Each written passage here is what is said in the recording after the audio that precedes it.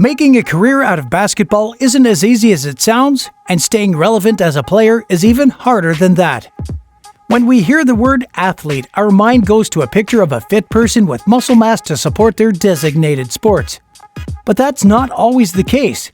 Playing a sport isn't simply about marinating your weight and staying fit. It's about passion, hard work, and a dream to make it big. Today we're going to talk about a man who has proved the weight myth in sports wrong and had successfully made a name for himself.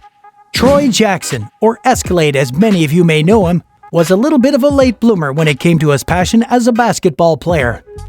Coming from a basketball family, it's hard not to see where Troy gets his passion from. Throughout his early age, he had seen his brother Mark Jackson play in the NBA and have enjoyed the lavish lifestyle along with him. Escalade was born on January 11, 1973 in Queens. He was the youngest of 5 children to Harry and Marie Jackson. Troy's birth was a surprise for his parents, who had not anticipated another child after their 4th, but 8 years after their 4th child, they welcomed Troy. Being the youngest, Troy was always spoiled by his older siblings as well as his parents. He and Mark had a remarkable age gap between them, which also contributed to the fact why not many people knew that they were brothers. Growing up, he was always a big man, standing at 6 feet 10 and well over 350 to 400 pounds. Ever since he was young, Troy had to deal with his weight issue. He was always on the larger side of the scale. His brother Mark says it's because he was the youngest and he liked to eat. His dad would take him to the McDonald's the day after he got paid and would buy him whatever he wanted. While his brother Mark knew he wanted to play basketball since he was young, it took a while for Troy to get there. Mark Jackson is a known NBA star who played in multiple teams from 1987 to 2004. Being on the court during the 88 games wasn't easy. It was as much difficult to stay relevant back then than it is now. But Mark Jackson enjoyed a successful career in the league and later on as a head coach, coaching the Golden State Warriors for a few years. He was not just a good player, but also a great brother to Troy, who was still young during his brother's playing days. Mark and Troy shared a really special relationship, where Mark shared all his success and glory with his brother.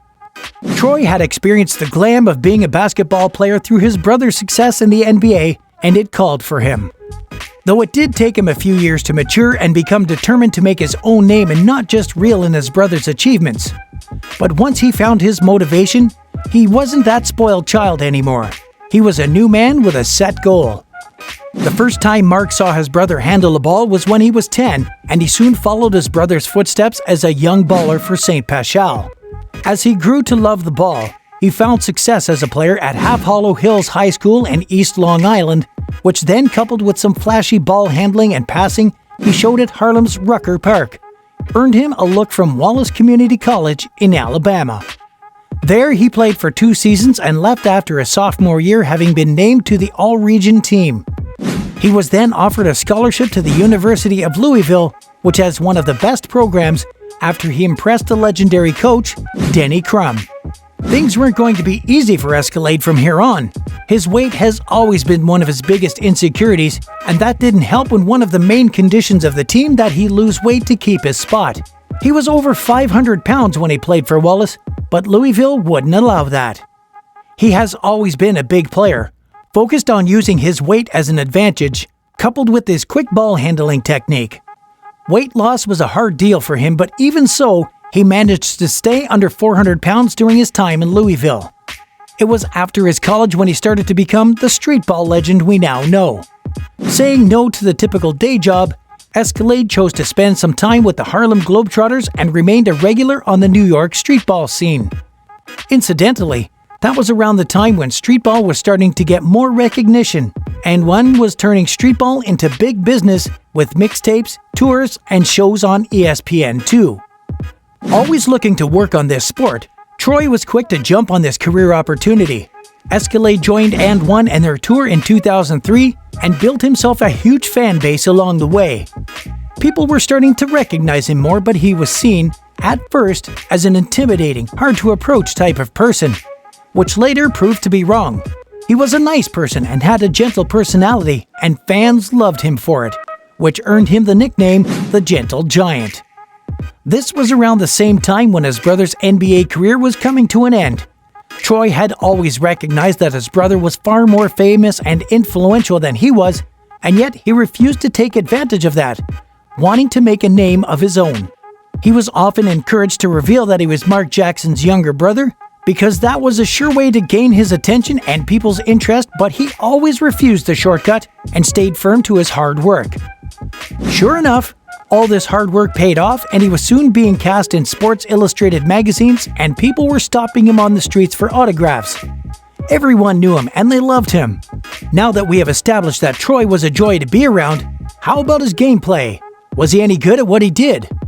Well, to answer that question, Troy was good at what he did. He was not known as a streetball legend for nothing. He had a really high b-ball IQ. He got that flair, knowledge, and so much swag. He had a great high school career and then spent time at Louisville with some great coaches. He knew the game and what he was doing on the court. He was a good facilitator out of the post and a real leader on the floor. He was smooth in his plays. People loved him because he was a big guy that handled himself with grace and could pass a scoring ball. The year 2003-2004 was his prime playing days. But with all the good comes the bad, and for Troy, it was his weight gain. Throughout his short career, he had struggled with it. Mark revealed, at his size with his athleticism and the ability to handle the ball, he wanted to make it in basketball, and in a way, he did. He was always big, but he could still dominate at a certain level of competition at his size. He had incredible feels for the game. But when you elevated the competition, that's when you noticed the competition and the size hurt him. His fellow mates revealed that he was very self-aware and regretted it after he had a very large meal. They did their best to be supportive, wanting him to stay in good shape, and would offer to go to the gym together. Despite this hurdle, he was popular among his fans and good at what he did, which made any company that dealt with streetball sought after him. He got the name Escalade for his weight and loved it. But as he got older, he started playing less because he was out of shape. And though there were seasons where he would get in good shape and slim down, but he made no major effort to actually stick around to it. There were always people around him encouraging him to lose weight and stay fit, but he never really wanted to do that, and he didn't. As the years passed by, Escalade's career faded away a little, but it came as a big shock to everyone when in 2011 he passed away. In February 2011, Escalade was found dead in his hotel room. He had died in his sleep. The cause of death was hypertensive heart disease.